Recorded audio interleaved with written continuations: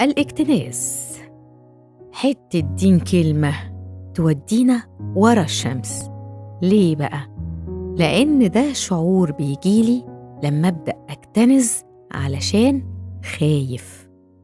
المشكلة كلها إنه بيبدأ لما المخ يتملي بصدمات كتيرة قوي، كلها أساسها الخوف. أبدأ أكتنز أي شيء. تعالوا أضرب لكم مثال حلو قوي. أي حد كده يقف فوق سطح البيت ويبص على بيوت اللي حواليه، يشوف كده السطح متشال فيه إيه، مخزنين فيه إيه. بلاش أمهاتنا زمان، فاكرين لما كانوا يحتفظوا بالكتب بتاعة السنة اللي قبلها؟ أحسن يحصل حاجة، أحسن إخواتك يحتاجوها. تعالوا أقول لكم بقى على الأحلى بقى لما أنا آجي المثل المصري اللي بيقولك إيه؟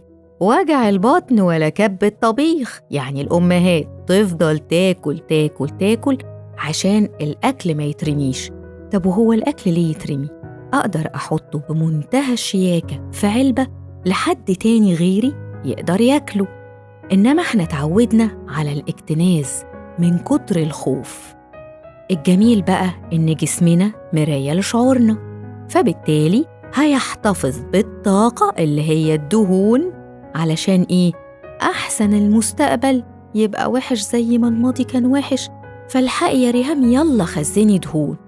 عرفتوا إن الاكتناز بيبقى شعور بعديه سلوك، وفي الآخر دوروا على الأساس من تحت الشعور قبل ما تدوروا إن إحنا لازم نبطل السلوك ده.